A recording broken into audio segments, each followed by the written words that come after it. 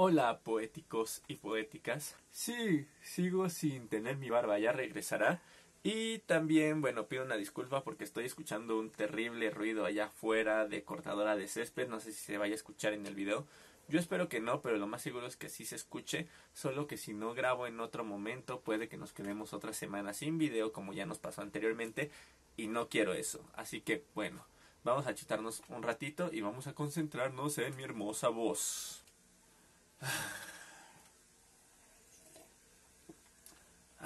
El tema del que les voy a hablar. Tal vez sea un tema que a algunos les parezca extraño, pero si eres de los que siguen el canal desde un principio, sabe que empecé hablando de educación con el video, de cómo se relaciona o cómo deberíamos relacionar la educación con jugar Pokémon. Y en esta ocasión en particular volveré a hablar de educación combinado con un tipo story time. Era algo que también ya tenía ganas de hacer, de compartirles un poco de mi historia, tipo más como videoblog. Y bueno, obviamente no dejar la línea del canal, que es literatura, cultura pop y por supuesto también un poco de sistema educativo. Aunque muchos podrían decir que yo no soy experto en el tema, yo no estudié pedagogía, yo estudié literatura, bueno, lengua y literaturas hispánicas se llama la carrera, y tampoco es como que lleve años dando clases. Podríamos decir que llevo como unos 5 o 6 años dando clases, pero al principio eran periodos muy cortos. Di talleres y cursos de verano, talleres, y bueno, lo importante aquí es que di en todas las edades. Di preescolar, di primaria, di adultos mayores. Creo que el único nivel al que no le he dado clases, aunque sí le he dado charlas, es a chavos de preparatoria. Pero el punto en el que más tiempo me aventé siendo profesor fue como maestro de secundaria, que fueron 2 años, que se dice poco, pero créanme, aprendí bastante en ese periodo. Recuerdo que cuando yo era maestro de secundaria tenía un par de horas muertas y también había hecho una especie de relación de confianza con mis alumnos. Ellos se sentían en confianza conmigo para contarme sus problemas, así fuera el problema más absurdo que tuvieran, como que se les perdió una pluma, yo era la persona a la que se las contaban. Sí confiaban en otros maestros, pero en su mayoría iban a hablar conmigo. Bueno, pues en una ocasión de estas horas muertas yo estaba en la sala de profesores y entró una niña gritando: "Profe, tengo un problema". A lo que una maestra le contestó: "Ay, niña, cuando tengas mi edad vas a saber qué es un problema de verdad. Ahorita no estés molestando". Yo me quedé así de: ¿en serio? Mira, para empezar, amiga, no contestes por mí, porque a mí sí me interesaba el problema de la chica. Para seguir, bueno, ¿a qué viene el comentario que le hizo? Creo que muchas veces tendemos a menospreciar los problemas de otros. No sé si porque queremos que estar en nuestra burbuja de nosotros somos el centro del mundo y nuestros problemas son mucho más importantes, o como para intentar alivianar a la otra persona. Por ejemplo, yo llevo como un mes sin cobrar ni un peso de quincena. Y cuando le conté a una amiga que es un poco mayor que yo y que ya tiene otro estilo de vida, tiene hijos y demás, me dijo: "Uy, no, y espérate a que empieces a pagar renta. Uy, no, espérate a que tengas hijos. Ay, sí, te va a preocupar el dinero". Sin embargo, al final de cuentas volvió al hilo de mi problema, como reconociendo que al final de cuentas sí es un problema importante llevar un mes sin cobrar ni un peso de quincena.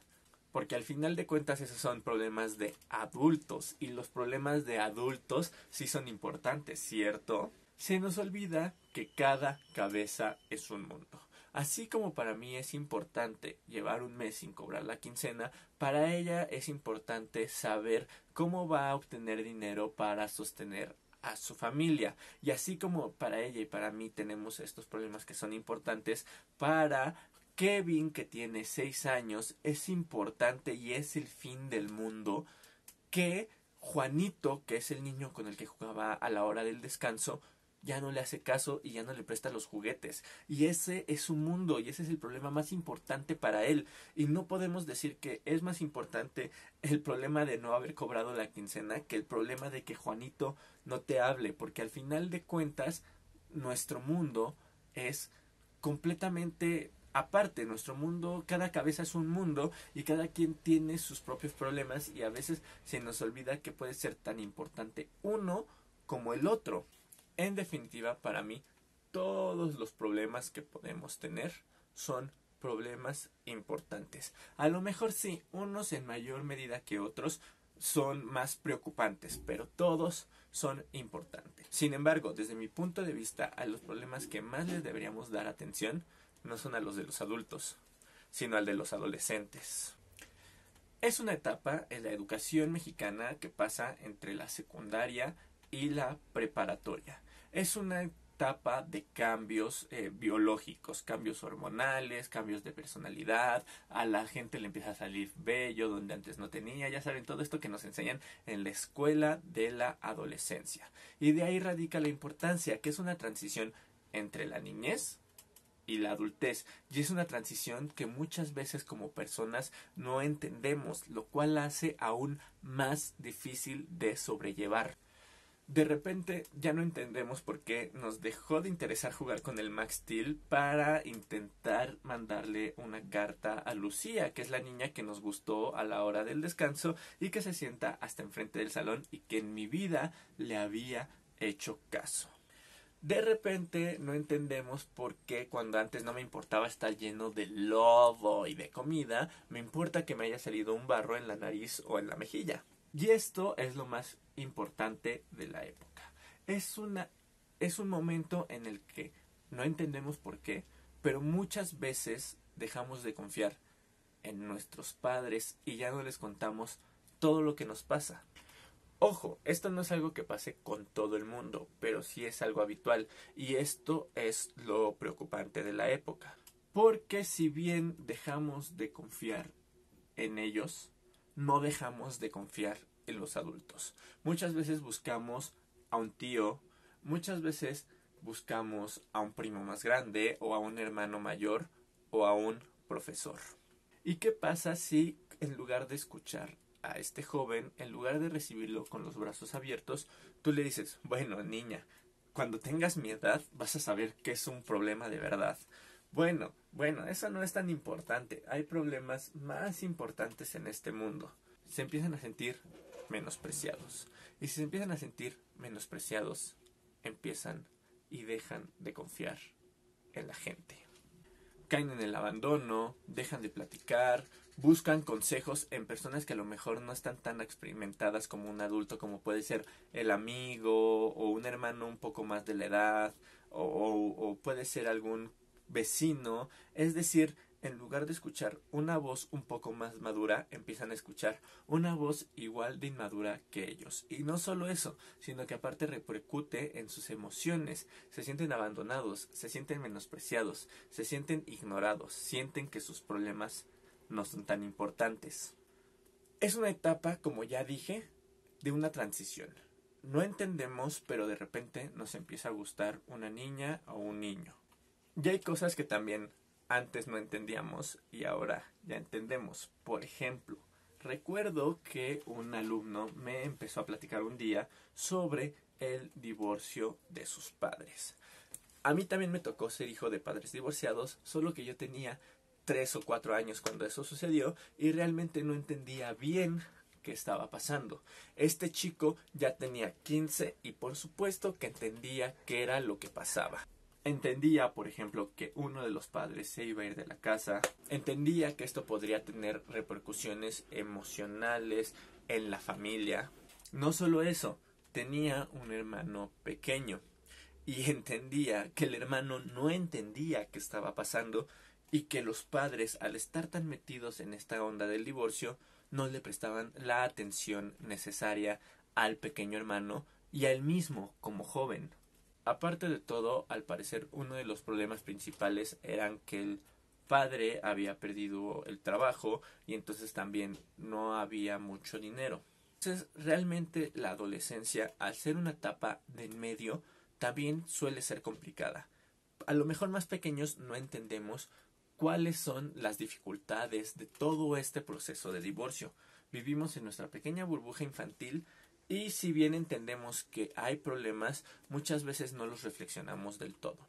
No reflexionamos cuál es la magnitud de que papá haya perdido el trabajo o cuál es la magnitud de que uno de los dos padres se vaya de la casa. Este chavo sí, sin embargo, no tiene la edad suficiente. Como adultos, al final de cuentas, si perdemos el trabajo, bueno, es nuestra propia responsabilidad y es nuestro deber social, por así decirlo, buscar otro trabajo, buscar un sustento no solo para nosotros, sino para los que dependen de nosotros mismos. Y bueno, ¿qué pasa? Que uno como adolescente sabe que esto es necesario, lo del adulto, pero se encuentra en la etapa del niño. Es decir, que si bien podría conseguir un trabajo, porque sí podría, no va a ser igual de bien pagado y tiene que luchar tanto con el trabajo como con su educación. Porque si bien un adulto ya terminó la escuela, un adolescente sigue ahí, sigue estudiando. Entonces se enfrenta a estas decisiones de, bueno, apoyo a mi familia porque ya estoy en una edad donde puedo hacerlo, pero esto me puede traer dificultades educativas. ¿Qué hago? En fin, ¿aún les parece que los problemas adolescentes no son tan importantes? E incluso problemas que podrían parecer banales son importantes. El problema de que Juan, Lucía o Pedro no me pelen también es de suma importancia, porque a esa edad estamos aprendiendo a relacionarnos de forma socioafectiva.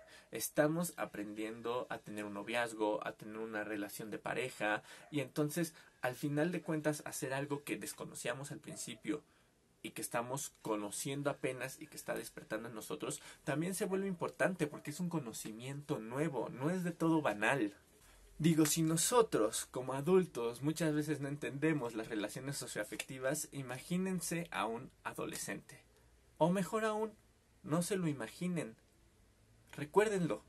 Porque también eso es algo que me llama mucho la atención. Muchas veces como adultos pareciera que olvidamos qué se siente ser niño o ser adolescente. Yo me acuerdo que cuando entré a trabajar en esta secundaria me prometí a mí mismo que no se me podía olvidar cómo eras tener esa edad. Y entonces armé un playlist en mi Spotify e iba escuchando todos los días de camino a mi trabajo bandas de happy punk, de rock, My Chemical Romance, División Minúscula, Inside, todas esas bandas adolescentes que me hacían recordar aquella época en la que estaba más preocupado en que me pelara Daniela a resolver el teorema de Pitágoras. Eso también me llevaba a poder entender mejor el problema de los chicos. Al momento de escucharlos, y era lo positivo, y ya metiéndonos en un sistema educativo, era lo positivo. ¿Por qué? Al sentirse escuchados por mí, había confianza. Al haber una confianza, se sentían cómodos en mi clase. Y al sentirse cómodos en mi clase, no solo prestaban atención, sino que no dudaban en hablar, en participar, y esto hacía que yo me diera cuenta de cómo estaban razonando lo que estaban aprendiendo, cuáles eran sus puntos débiles, e incluso al existir esta confianza, no tenían temor de preguntarme sus dudas, que eso también es muy importante. Muchas veces pintamos una línea tan gruesa entre ellos y nosotros que tienen miedo hasta de preguntar y por eso llegan a ir tan mal. Y hay ocasiones en las que no entendemos como docentes por qué está pasando esto. Bueno, está pasando porque no están confiando y no se sienten a gusto. Si de por sí hay materias un poco más difíciles, como a lo mejor pueden ser matemáticas, imagínense estar en un ambiente de tensión, en un ambiente preocupante. Ojo, no con esto estoy diciendo que seamos super cuates de los chavos. Evidentemente eso tampoco se puede. Hay que pintar una línea, pero no tan gruesa, un poco más delgada, en la que ellos entiendan, y muchas veces lo entienden, que hacer el adulto te tienen que respetar. Uno de los tratos era con mis alumnos que yo los escuchaba, pero los escuchaba a la hora del descanso, a la hora de la salida, en un momento libre que todos tuviéramos. La clase era la clase y en ese momento se prestaba atención a la clase. Eso también era positivo porque se sentía algo recíproco. Yo te escucho, yo te presto la atención, eres importante para mí. Yo también debo ser igual de importante para ti. También préstame atención, también escúchame. Y en general creo yo o quiero pensar que funcionaba.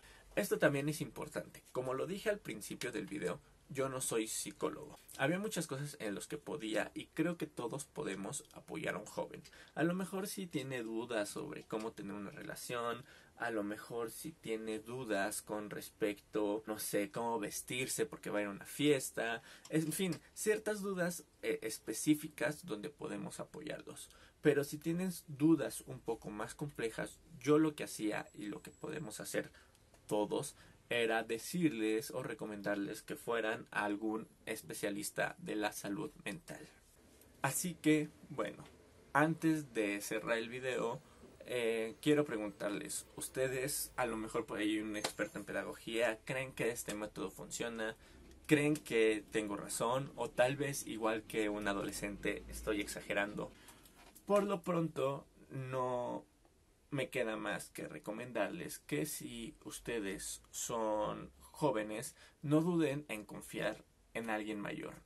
Busquen en alguien que se pueda confiar. A lo mejor temen contarle todo a sus padres, que sería lo ideal, contarle todo a sus padres, pero si no, a lo mejor se lo pueden contar a un primo que sea maduro, que sepa lo que está pasando, a un hermano mayor, a un tío o incluso a un profesor. Y si tú eres adulto, particularmente si tú eres docente, te recomiendo que no ignores los problemas de los jóvenes, que los escuches, que les des la importancia adecuada, porque no sabemos en qué momento estamos salvando a un joven que al final de cuentas se va a convertir en adulto.